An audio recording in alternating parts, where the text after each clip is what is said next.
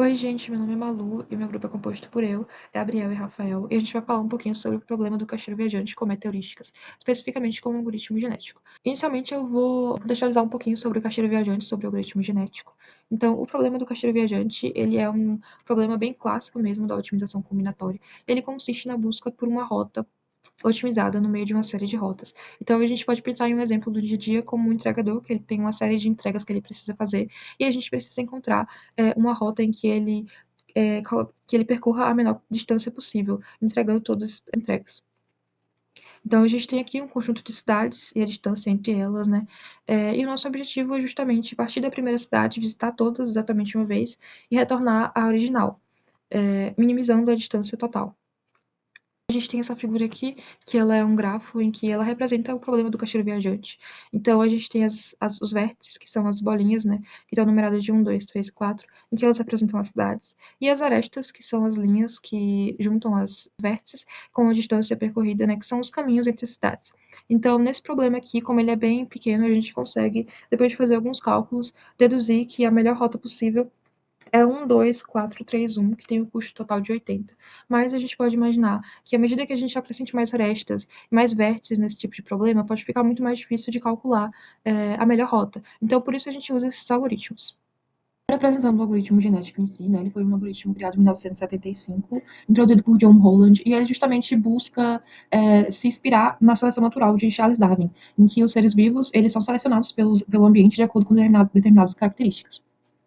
Então, aqui a gente tem uma representação dos elementos que compõem o algoritmo genético, né? Então, a gente tem o gene, que pensando no problema do caixeiro viajante, é justamente uma cidade que ele precisa percorrer. O cromossomo, que é essa sequência de cidades, ou seja, a rota que ele vai percorrer.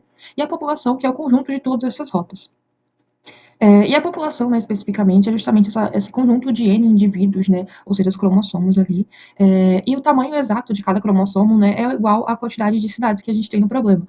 Porque justamente a gente precisa passar por todas as cidades unicamente uma vez. Então, a representação no código, né, dessa população é justamente um vetor em que cada índice, né, ele está sequencialmente definido pela ordem das cidades que a gente vai viajar. Então, a inicialização, né, dessa população é aleatória porque a gente busca ter uma maior variabilidade, né. Então, o único critério para essa inicialização do vetor é que cada cidade deve se repetir exatamente uma vez.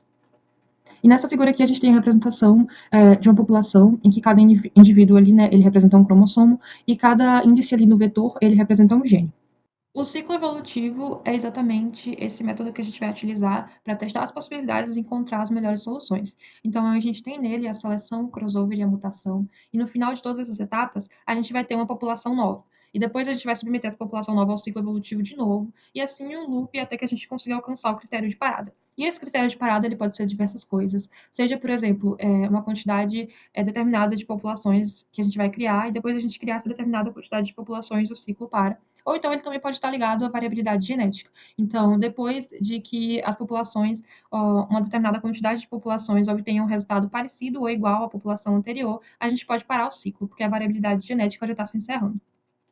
A função de fitness é essa função que ela vai conseguir avaliar os indivíduos, né, de cada população a partir dos critérios que a gente vai definir. Então, no caso do caixeiro viajante, né, que a gente está tentando definir a menor distância, a função fitness ela vai medir ali a distância que cada indivíduo está obtendo e assim encontrar qual indivíduo que está obtendo a distância menor. Depois a gente parte para a seleção, que é o primeiro processo aqui, né, no ciclo evolutivo, em que a gente tem como objetivo encontrar quem vão ser os pais que a gente vai usar no crossover para criar os filhos dessa população. Então, como a gente está tentando imitar a seleção natural, né, a gente quer encontrar os pais que têm as melhores características. E para isso a gente vai usar o torneio, em que, de acordo com o resultado da função fitness, né, a gente vai elencar quais são os pais ali que têm o melhor resultado para que a gente possa fazer o crossover. Já no crossover, né, a gente já tem os pais selecionados e a gente quer combinar as características dele para a gente obter os filhos. Então, a gente tem essa taxa de crossover que a gente determina, né? Então, quanto maior for a taxa de crossover, maior vai ser a variabilidade genética que esse algoritmo vai ter. E quanto menor, menor vai ser a variabilidade genética. Então, se a gente não tiver um crossover ali, né, os genes que estão nos pais, vai ser diretamente copiado para a próxima geração. O método que a gente utilizou aqui no Caixeiro Viajante foi o Ordered Crossover, em que ele é muito bom nesse caso porque ele preserva a ordem das cidades e ele garante que elas não vão se repetir. Aqui a gente tem esse exemplo, né, desse método, em que a gente tem o pai 1 aqui, né, com esse cromossomo, né, 1, 2, 3, 4, 5, 6 e 7, e a gente quer copiar justamente essa parte que está destacada, que é o 3 e 4 e o 5 para o filho. E para usar esse método, né, a gente vai só copiar essa parte exatamente no lugar que ela está, né, na ordem certinha, e o resto a gente vai preencher com as informações do pai 2 em ordem, ignorando os genes que a gente já colocou lá no filho, né, que a gente já pegou do pai 1. Então, no final, o filho vai ter essa sequência genética, né, que é o 2, 1, 3, 4, 5 e o 7 e o 6. Em que a gente tem, né, que o 3, o 4 e o 5 a gente pegou do pai 1, inicialmente, né, e o 2, 1 e o 7 e o 6 a gente pegou do pai 2. Por fim, né, a última parte aqui do processo do ciclo evolutivo, a gente tem a mutação. E ela traz um pouquinho de aleatoriedade, né, para o ciclo evolutivo, e ela tem realmente esse objetivo de ter uma variabilidade genética, como a gente tem na vida real, né, as mutações. Então, a gente tem essa taxa de mutação, que ela vai definir as probabilidades, né, de que ocorra ou não, e a gente usou no método do caixeiro viajante a troca de posições, que é um método bem simples da gente fazer a mutação e que não vai interferir na ocorrência de, por exemplo, dados repetidas. Então, aqui está um exemplo, né, desse método em que a gente tem esse indivíduo original, né, com 0, 1, 2, 3, 4, 5, 6 e o 0, e a gente vai sortear, né, qual vai ser as posições que a gente vai trocar de lugar. E aqui, no caso, a gente sorteou o 5 e o 2, e assim a gente só troca as duas cidades do lugar e o indivíduo já está mutado e a gente já tem uma maior variabilidade genética. E assim a gente chega no fim do ciclo evolutivo, né? Depois de fazer tudo isso, a gente vai ter uma nova população, como eu falei, e a gente continua nesse loop até o critério de parada. No caso do nosso algoritmo, a gente utilizou como critério de parada um número máximo de gerações. A gente chega no fim do ciclo evolutivo, a gente vai fazer a função fitness de novo, né? E assim a gente vai obter realmente o melhor resultado dessa última população. Aqui tem esse esquema geral, né, do algoritmo genético, em que a gente primeiro sorteia, né, a população inicial, a gente realiza a função fitness nela, faz a seleção dos pais, faz o cruzamento, caso seja realizado, ou a mutação, caso seja realizada também, e a partir disso a gente tem uma nova população. Se satisfazer o critério de parada, a gente realiza a função fitness de novo e retorna o melhor resultado, senão a gente volta tudo para o início. Agora vamos falar sobre os parâmetros e operadores que a gente usou no nosso código. Primeiro, para a função fitness, a gente usou como critério, né, a menor distância, já que a gente está tratando do caixeiro viajante. Então, a gente descarta essas rotas mais longas, preserva as curtas, né, e como método de medir, né, as distâncias, a gente usou a distância euclidiana. A gente aplicou, né, a função fitness nos 200 indivíduos que a gente gerou, e assim a gente conseguiu ordenar eles para a gente fazer os duelos no torneio. E o torneio em si, né, como a gente calculou isso, basicamente a gente foi pegando aleatoriamente de 2 em 2 indivíduos, né, da população principal, e a partir da função fitness a gente foi comparando eles para obter, né, qual deles tinha ali a menor distância, e os que tinham a menor distância a gente ia copiando eles para a população intermediária. E assim a gente foi repetindo esse processo até que todas as N posições da população intermediária fossem preenchidas. O parâmetro que a gente escolheu, né, para o torneio foi um tamanho 3, então a gente escolhia 3 participantes, né, e assim quem vencia era selecionado para a população intermediária. Agora, para o order crossover, como eu expliquei um pouquinho antes, né, a gente vai selecionar os dois pais, e para isso a gente vai selecionar aleatoriamente, né, uma partezinha, uma subrota ali do pai 1, e o resto das posições a gente vai preencher com as informações do pai 2. E como taxa de cruzamento, a gente escolheu para 80%, né? O que significa que 80% dos pais de uma população, né, eles vão gerar filhos e 20% vão ser só copiados direto. Isso garante uma boa variabilidade genética, né, e uma boa exploração das rotas. Já para a mutação, a gente vai primeiro sortear um número aleatório, né? E se ele for menor que a taxa de mutação, a gente vai realizar ela, né? E para realizar a mutação em si, a gente vai selecionar aleatoriamente duas posições, né, dentro do cromossomo ali, e vai trocar as cidades que estão dentro dessas posições de lugar. Então, a gente tem como a taxa de mutação 20%, que vai garantir uma boa exploração e uma boa variabilidade genética. Por fim, os parâmetros finais, né, que a gente configurou aqui no algoritmo, a gente tem como população de 200 indivíduos, né, para cada uma, as gerações, né, ou seja, também o critério de parada, a gente tem 10 mil populações, o elitismo, que vai ser esse critério que a gente vai usar, né, depois de a gente colocar a função fitness na população e ela elencar, né, os indivíduos de menor para maior, a gente vai pegar os 5 que estão com o melhor resultado ali e já copiar eles obrigatoriamente para a próxima geração. E por fim, né, a cidade inicial, que ela é fixa como a cidade zero. Bom, vamos dar uma olhada agora num código prático de como a gente poderia solucionar o problema do caixeiro viajante para 17 cidades. Então a gente sai da cidade zero, percorre todas as outras cidades e volta para a cidade zero. Logo de cara, né, a gente fez isso no Colab utilizando o Python. Então, cada bloquinho de código do Colab a gente vai usar para uma função específica, uma definição de alguns parâmetros. Primeiro, 4 imports de bibliotecas. Essa aqui para dar aleatoriedade. A segunda para a gente conseguir calcular distâncias euclidianas, porque cada cidade é representada como um ponto num plano, então ela tem duas coordenadas. A matplotlib foi usada para plotar os gráficos do final. E essa última para a gente pegar o tempo de execução do algoritmo. Primeiro de tudo, né, a gente organizou essas cidades, né, são 17 cidades, indo de 0 a 16, cada uma delas com uma coordenadazinha aqui, então são basicamente 17 pontos. Eu quero encontrar uma rota que sai do zero, passa por todo mundo, volta para o zero, com a menor distância acumulada possível, o menor custo. Então eu primeiro crio uma população com várias dessas rotas, só que sempre excluindo o zero. Por que que eu vou querer excluir o zero? Porque ele é a minha única certeza, eu sempre volto para o zero. Então o que eu quero permutar, o que eu quero ficar trocando de lado, são as cidades intermediárias. Então eu crio esses tours. Cada tour ele é formado por um conjuntinho, né, de 15 cidades, sempre excluindo o meu zero. E aí eu vou combinando eles para encontrar qual é o que tem o menor custo.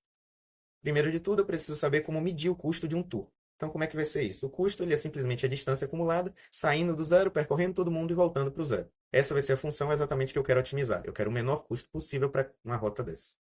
Então, o custo ele já vai ser logo de cara, né? A distância entre o zero e o primeiro elemento do tour, e aí depois eu vou iterando ao longo do tour e sempre calculando a distância entre a cidade que eu estou e a próxima cidade. Finalmente, lá, depois quando a gente terminar essa iteração, eu vou medir a distância entre a cidade final e a primeira distância e somar nesse custo, e é exatamente ele que a função vai me devolver. Então, se eu pegasse um tour que ele é do 1 até o 16, exatamente ordenado dessa forma, né? Então do 1 eu vou para o 2, do 2 eu vou para o 3 e assim sucessivamente, eu começaria medindo o custo do 0 para o 1, do 1 para o 2, do 2 para o 3, do 3 para o 4, do 4 para o 5, até chegar aqui no 15 para o 16, do 16 para o 0. Seleção por torneio. A gente vai selecionar alguns candidatos para virarem o pai do que a gente vai fazer mais tarde, chamado de crossover. Então, eu vou pegar 3 indivíduos aleatoriamente dessa população e desses 3, eu quero um indivíduo que tenha o menor custo tour possível. Então, eu seleciono 2 pais, pai 1 e pai 2, e esses pais eles vão servir para gerar um filho durante o processo de crossover. O que que eu vou fazer? Do pai 1, o filho vai herdar um intervalo inteiro, então vai ser uma sequenciazinha ordenada tirada desse pai 1, e do pai 2 ele vai gerar exatamente o que faltar. É chamado de crossover ordenado porque ele cumpre exatamente os pré-requisitos do caixeiro viajante. Então ele passa por todas as cidades uma única vez, sai do zero, volta para o zero. Então o que que a gente vai fazer aqui? A gente pega um intervalinho dentro desse pai 1, seleciona, né, 2 candidatos para gerar um intervalo, cria o filho com o tamanho do pai 1. Esse intervalo vai ser substituído, os valores do filho, pelo valor do pai 1. E aí agora o filho ele ainda vai ter algumas lacunas. Então essas lacunas eu vou criar uma listinha de cidades restantes. São cidades que estão no pai 2 e não estão no filho, por isso um crossover ordenado. E aí eu itero em cada uma das cidades do filho, onde ainda não tiver preenchido, né, onde ainda for lacuna, eu pego a cidade restante e jogo lá no filho. Essa mutação aqui agora, ela pode ou não acontecer ao longo do algoritmo, e ela vai ser uma mutação por troca. Então eu pego um único exemplar do tour e troco pelo outro. Se a gente vier para o 0, 1, 2, 3 e assim sucessivamente, né? O tour seria do 1 até o 16, eu poderia trocar o 1 com o 2. Então eu pego 2 índices aleatórios e troco eles de lugar. Finalmente, a gente chega no loop principal. A gente inicia uma população e depois a gente fica iterando ao longo dessas gerações. A gente também vai usar um princípio de elitismo, que vai ser sempre fazer um recorte nessa população e ficar rodando um algoritmo de crossover e mutações enquanto essa nova população for menor que a minha população. Que é o tamanho de população que eu escolhi. Então, por exemplo, aqui eu começo pegando o tempo para mais tarde medir quanto tempo essa execução durou, crio a minha população e já olho quem é a minha melhor solução. E agora a gente vai iterar geração a geração. Vou criar uma população agora só que organizada em relação ao custo de tour para fazer o recorte de elitismo. Então, crio uma nova população que só tem os melhores indivíduos. E aí, enquanto essa nova população ela não tiver o tamanho que eu quero, eu vou rodando uma seleção, um cruzamento e uma mutação. Essa seleção aqui foi o processo de seleção por torneio, esse cruzamento é o processo de crossover, e essa mutação aqui ela pode ou não acontecer baseada na taxa de 20% que a gente escolheu, que ele vai sortear um número aqui dentro aleatoriamente. Ao longo desse processo, eu crio esses filhos, os filhos são jogados na nova população, e aí eu vou aumentando essa nova população até que ela tenha o mesmo tamanho da população. Faço isso a cada geração e finalmente eu retorno o melhor indivíduo dentro dessa mesma população. Bom, qual que foi o resultado final? A gente achou esse resultado aqui. É interessante o resultado final porque ele tem uma certa simetria, né? Então eu poderia refletir isso ao longo de um eixo horizontal aqui pelo zero. Eu também poderia rotacionar esse cara para fazer esse triangulinho aqui entre o 10 e o 6, ou então entre o 11 e o 7. Todos eles têm um custo mínimo de 328,28. O código leva mais ou menos uns 2 minutos para rodar no geral. Essa foi uma, né, das rotas, uma das melhores soluções. Então ele visita todas as cidades, começa no zero e volta para o zero e segue exatamente os parâmetros do caixeiro viajante. Bom, vamos fazer uma análise crítica rapidinho desse algoritmo. Como ele pega sempre os 5 melhores, ele é estável, então ele está sempre garantindo que a próxima solução vai ser melhor do que a anterior. Ele é diverso, porque a taxa de mutação de 20% garante introduzir mais aleatoriedade no processo. Como ele é estocástico, eu posso não atingir o ótimo global, mas boa parte das vezes que ele executa, ele chega no melhor custo que a gente conhece, que é o 328,28. Isso está indicando que ele está sim explorando muito bem o espaço de busca, apesar de não necessariamente garantir, né, que esse é o ótimo global. Para 17 cidades, essa coisa rodou bem rapidinho, levou 2 minutos apenas. Caso a gente escalasse o número de cidades para um número muito alto, ele talvez precisasse de algumas otimizações, mas para um número razoável de cidades, ele se saiu bem. Bom, como eu comentei, ele é uma meteorística, não garante o ótimo global, mas em pouco tempo ele chegou num ótimo muito bom. E isso demonstra, né, que, apesar dele não garantir, é uma certeza, ele é um processo muito bom de se aplicar nesse exemplo, porque a força bruta levaria um pouquinho de tempo, considerando que são 17 cidades a serem percorridas.